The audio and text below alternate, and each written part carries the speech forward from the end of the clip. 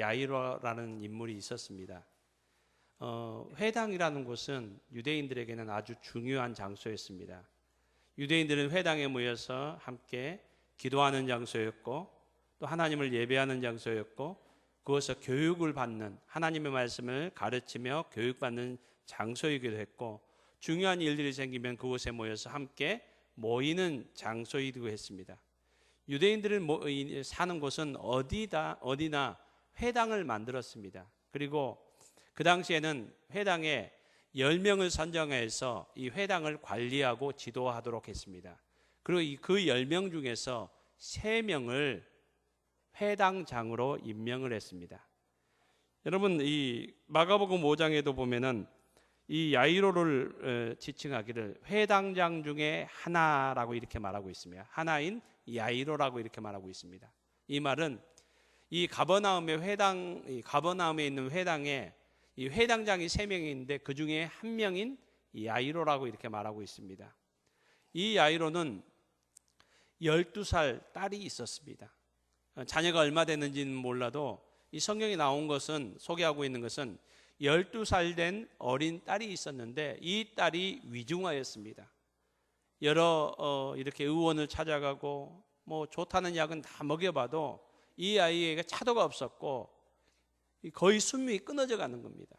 그러던 중에 이 야이로에게 들려온 소식은 예수님은 모든 병자들을 고쳐주신다는 것, 만병의 의원 되신 예수님에 대한 소문을 듣게 됩니다. 그래서 이 야이로는 불이 났게 예수님을 있는 곳을 수소문해서 예수님을 만나게 됩니다. 그리고 예수님을 만나서 예수님이 간청을 합니다. 예수님, 내 딸이 죽게 되었습니다. 내 딸을 고쳐주십시오. 예수님은 이 회당장 야이로의 간청을, 소원을 외면하지 않으셨습니다. 사랑하는 성도 여러분, 우리 예수님은 우리의 소원, 우리의 간구를 외면하지 않으십니다.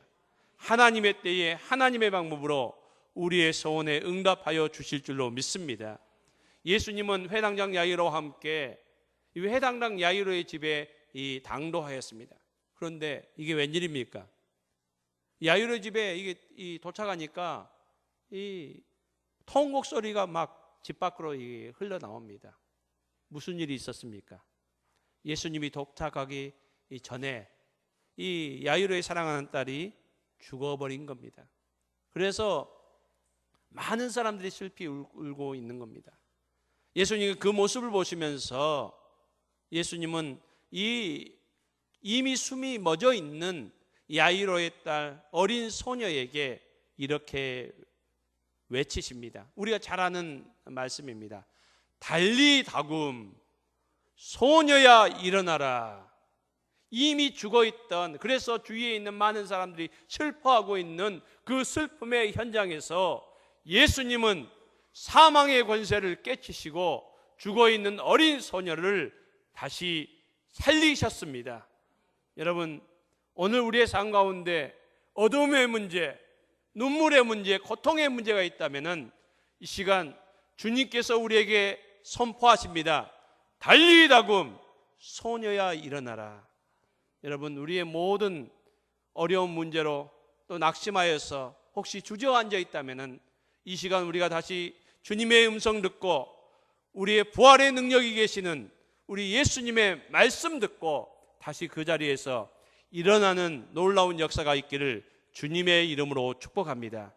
이 사건이 가버나움에서 있었던 이 사건이 예수님께서 죽은 자를 살리신 첫 번째 사건입니다. 두 번째 사건은 누가복음 7장에 나와 있습니다. 누가복음 7장에 보면은 예수님께서 이 나인성으로 이렇게 예수님과 예수님을 따르는 일행들이 나인성으로 들어가려고 나인성을 향해서 가고 있습니다. 이제 나인성에 거의 도착했습니다. 나인성문 앞에 다다랐습니다. 그런데 나인성으로부터 나오는 한 행렬이 있었습니다. 그 행렬은 기쁨의 행렬, 행복에 찬 행렬이 아니었습니다. 절망의 행렬이었고 통곡의 행렬이었고 눈물의 행렬이었습니다. 바로 장례 행렬이었습니다. 그 장례 행렬은 이 과부가, 나인성에 사는 과부가 하나밖에 없는 아들을 잃어버리고 그 시신을 운구하고 나인성을 나오는 장례의 행렬이었습니다. 사람들이 통곡하며 슬피 울며 그 장례 행렬 따르고 있습니다. 예수님께서는 그 모습을 보시며 함께 슬퍼하셨습니다. 성경이 이렇게 기록하고 있습니다. 주님께서 과부를 보시고 불쌍히 여기시며 울지 말라라고 위로하신다는 겁니다. 사랑하는 성도님 여러분, 오늘 이 시간 우리가 이 자리에 나왔지만 우리 마음 한켠에는 혹시 눈물이 있습니까?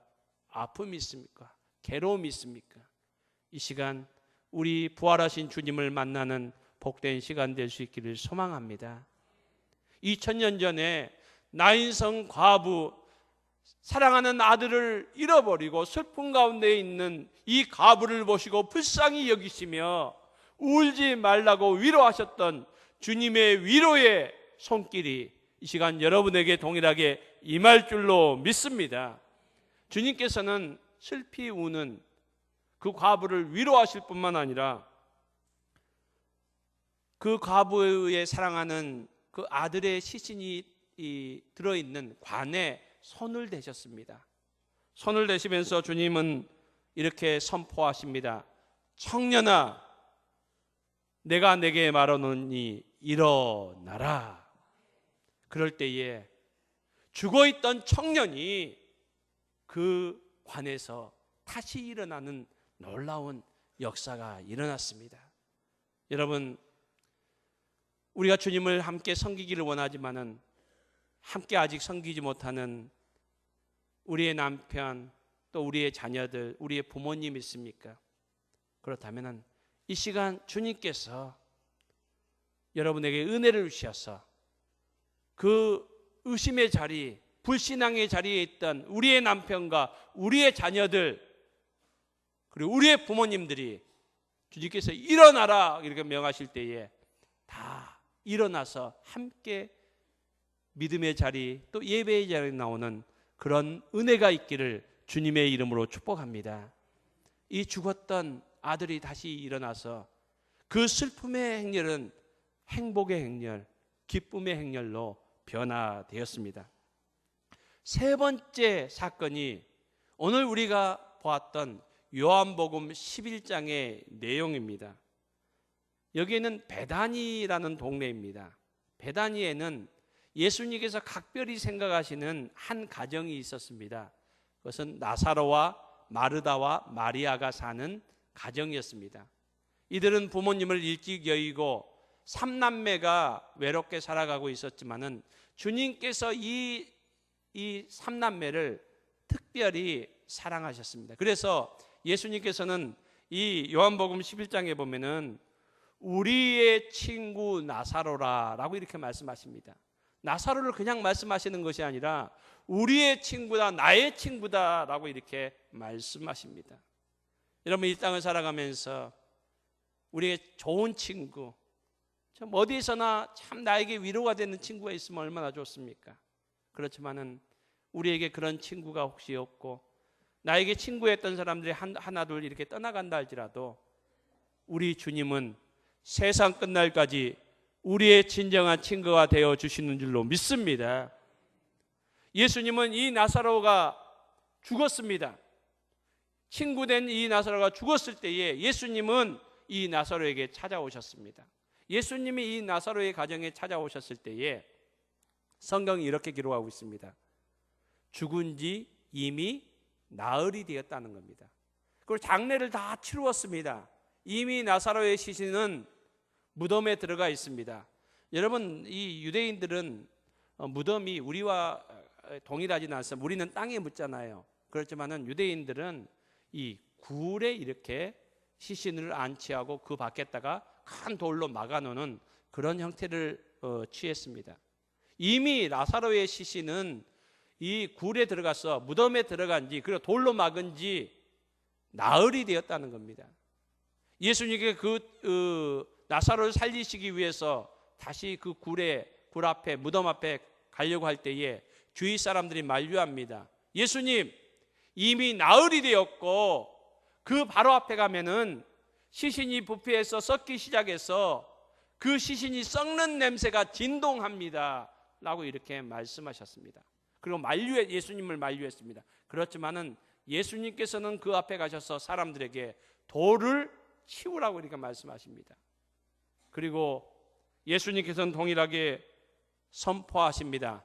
나사로야 나와라 라고 할 때에 이미 죽어 나흘이 되었고 시신은 부패하기 시작했지만은 부활의 주님께서 명령하실 때에 죽어서 나흘 되었던 나사로는 다시 살아나서 나왔다라고 성경은 우리에게 말씀해주고 있습니다. 여러분, 이 주님의 놀라운 부활의 능력이 오늘 우리에게 다시 한번 풍성히 임하는 이 복된 시간이 될 수 있기를 주님의 이름으로 축복합니다. 오늘 우리가 본문 말씀 25절과 26절을 읽었습니다. 이 25절과 26절 말씀은 예수님과 마르다가 대화하는 내용 가운데서 예수님께서 마르다에게 말씀하시는 내용입니다.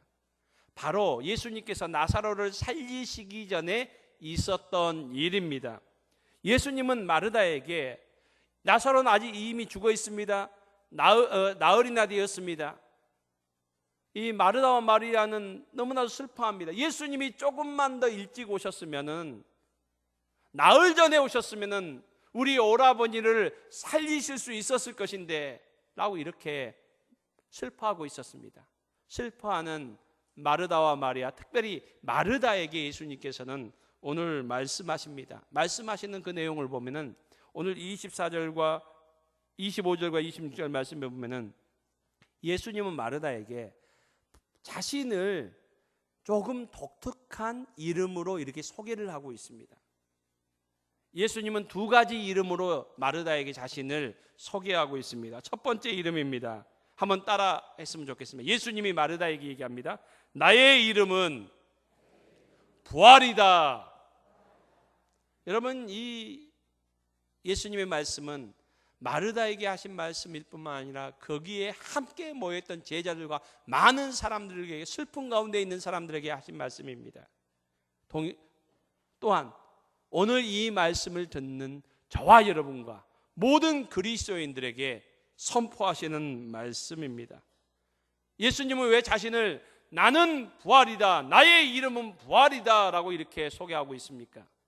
예수님은 죽은 자를 다시 살리시는 능력이 있기 때문입니다. 부활이라는 뜻이 무엇입니까? 다시 살린다는 겁니다.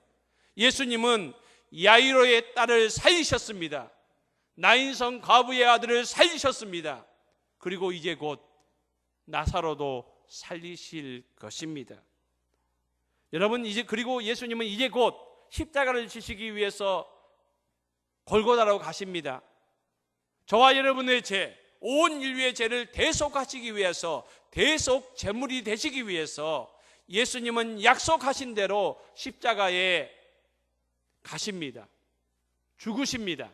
그렇지만은 예수님은 또한 약속하신 대로 3일 만에 다시 부활하셨습니다. 예수님은 야이로를 살리시고, 야이로의 딸을 살리시고, 과인성 과부의 아들을 살리시고, 나사로를 살리셨을 뿐만 아니라 여러 사람을 살리셨을 뿐만 아니라 예수님도 온 인류의 죄를 대속하시기 위하여 십자가에 죽으셨을 뿐만 아니라 3일 만에 약속하신 대로 다시 사셨습니다. 그래서 예수님은 나는 부활이다 라고 선포하고 계십니다. 여러분, 이 부활이라는 이름은 예수님의 이름일 뿐만 아니라 예수님 오늘 이 부활은 나는 부활이다, 내 이름은 부활이다 라고 이렇게 말씀하실 뿐만 아니라 더 중요한 말씀을 하십니다. 더 놀라운 말씀, 더 복된 말씀을 하십니다. 여러분, 어떤 말씀입니까? 나는 부활이요 생명이니 나를 믿는 자는 죽어도 살겠고. 여러분, 사람을 살리시는 능력이 있는 예수님, 그리고 죽었다가 다시 사실 예수님은 부활이시잖아요. 그런 능력이 있잖아요. 그런데 예수님이 나는 부활이요라고 이렇게 말씀하실 뿐만 아니라 나를 믿는 자는 죽어도 살겠고, 저와 여러분이 부활하신 예수님을 믿습니다. 여러분, 부활하신 예수님을 믿습니까? 부활하신 예수님을 믿습니까? 나를 믿는 자는 죽어도 살겠고. 여러분, 우리에게는 부활의 능력이 없습니다. 그렇지만은 이 부활의 능력이, 부활하신 예수 그리스도를 믿을 때에, 이게 주님의 능력이었지만은 이 주님의 능력이 우리의 능력이 된다는 겁니다. 그래서 이 부활의 이름은 주님의 이름일 뿐만 아니라 우리의 이름이 되었습니다. 우리가 부활하신 예수님을 믿음으로 말미암아 우리에게도 동일하게 부활의 능력이 임한 줄로 믿습니다. 예수님이 언젠가 우리에게 다시 오실 때에, 재림하실 때에, 우리도 이 땅에서 언젠가 다 죽겠지만은 부활의 능력 되신 주님께서 우리를 신령한 몸으로 다시 부활하게 하여 주실 줄로 믿습니다. 이것이 바로 부활의 능력입니다. 두 번째로 예수님은 자신의 이름을 이렇게 또 소개합니다. 한번 따라합시다. 나의 이름은 생명이다. 여러분, 여기서 생명이라는 이름은, 생명이라는 단어는 그냥 생명이 아닙니다. 그냥 생명이 아니에요. 영원한 생명을 말하고 있습니다. 영원한 생명. 이 땅에, 지금 이 지구상에 있는 모든 생명은 언젠가는 그 생명이 끊어지는 날이 있습니다. 영원하지 않습니다. 그렇지만 예수님은 어제나 오늘이라 영원하신 분입니다. 예수님은 영원하신 분입니다. 그래서 예수님은 나는 생명이다, 나는 영원한 생명이다 라고 이렇게 말씀하십니다. 여러분, 예수님은 영원한 생명이십니다. 그런데 예수님은 또한 우리에게 복된 말씀을 하십니다. 나를 믿는 자는 죽어도 살겠고, 나를 믿는 자는, 살아서 나를 믿는 자는 영원히 죽지 아니하리라. 영원히 죽지 아니하리라. 영원한 생명을 우리에게 허락하여 주신다는 겁니다. 여러분, 저와 여러분이 예수님을 믿습니다. 부활하신 예수님을 믿습니다. 영원한 생명 되신 예수님을 믿습니다. 그러므로 우리에게는 이 생명이 우리에게 임한 줄로 믿습니다. 언젠가 주님께서 다시 오시는 그날 우리 모두가 하나님의 나라에 가게 될 것이고, 저 천국에서 영원한 생명을 누리게 될 줄로 믿습니다. 그래서 예수님의 이름이 생명일 뿐만 아니라 우리의 이름 또한 생명이 되었습니다. 영원한 생명이 되었습니다. 여러분, 주님은 우리에게 말씀하십니다. 나는 부활이다, 나는 생명이다.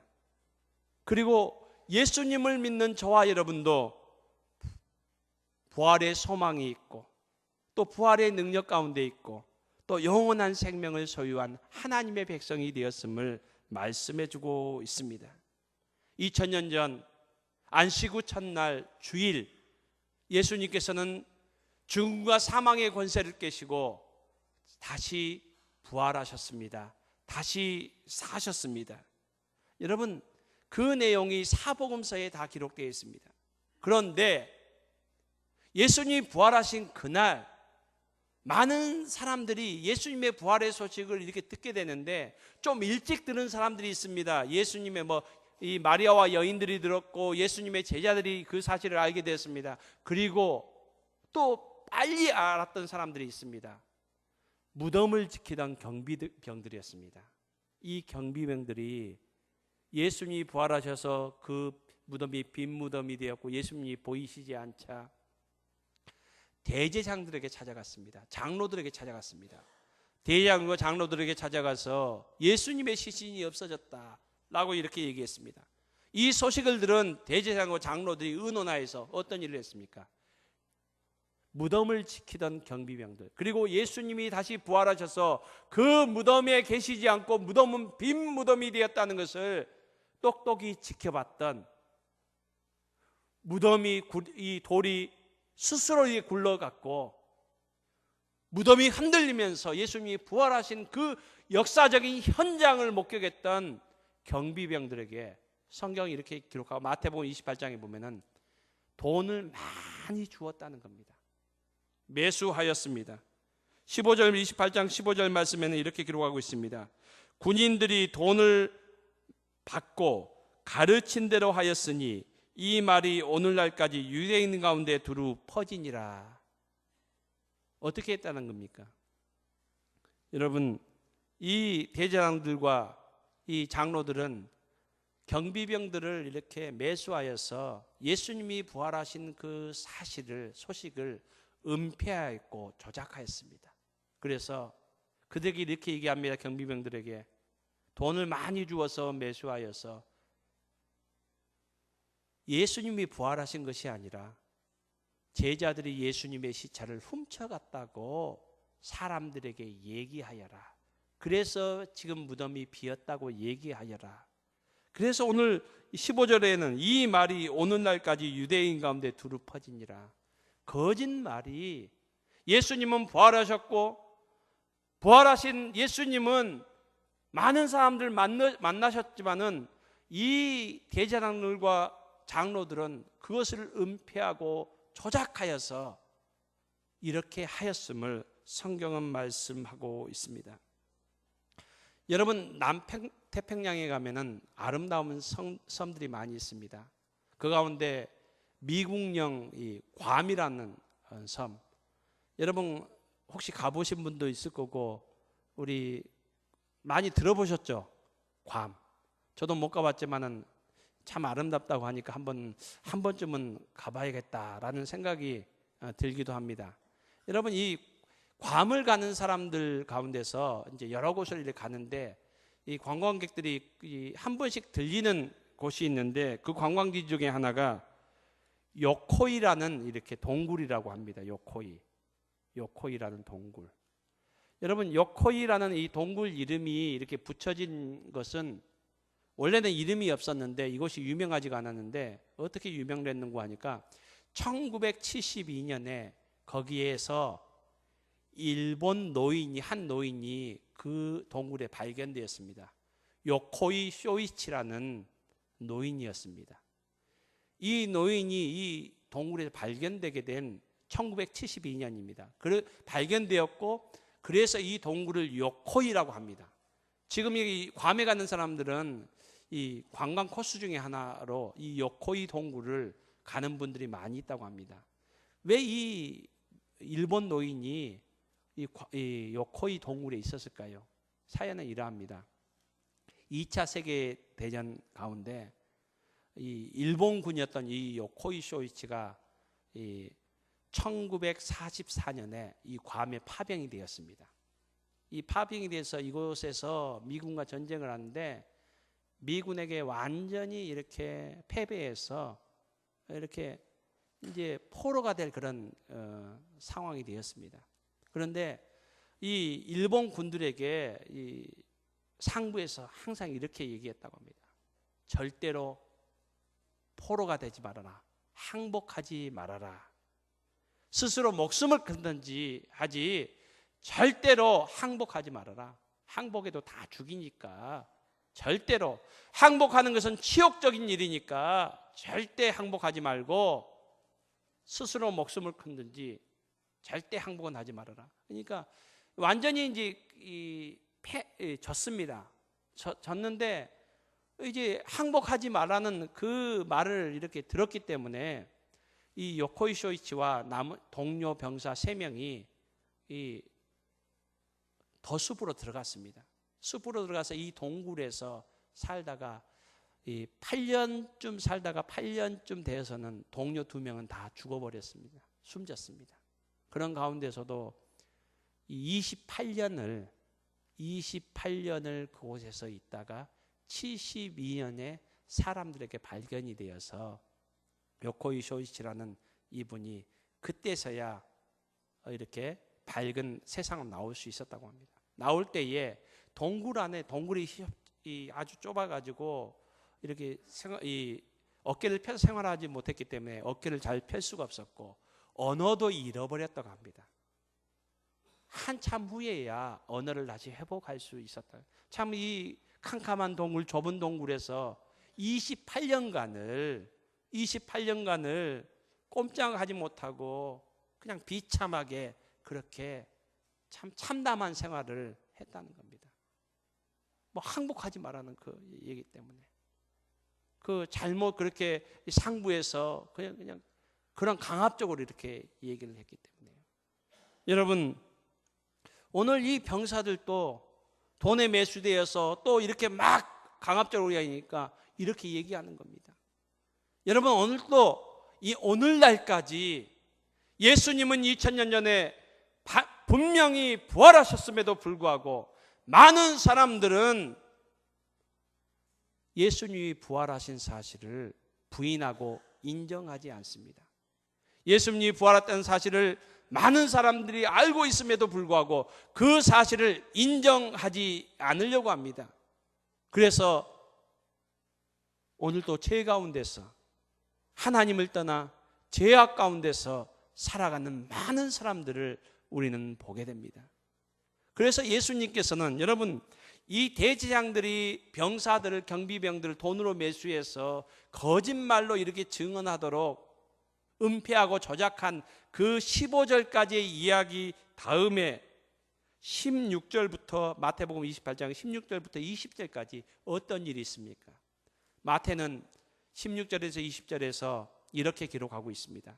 예수님께서 마지막 이 땅을 부활하신 후 40일 동안 부활하신 몸을 많은 사람들에게 친히 보이시고 부활하신 것을 증거하신 후에 제자들 앞에서 하나님의 나라로 승천하시면서 제자들에게 사명을 주십니다. 명령을 하십니다. 너희는 가서 모든 사람에게 전하라.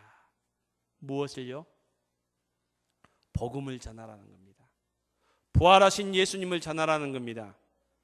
영원한 생명 되신 주님을 전하라는 겁니다. 온 인류에 부활의 소망을 주신 예수님을 전하라는 겁니다. 모든 인류에게 영원한 생명을 주시기를 원하시는 주님을 전하라는 것입니다.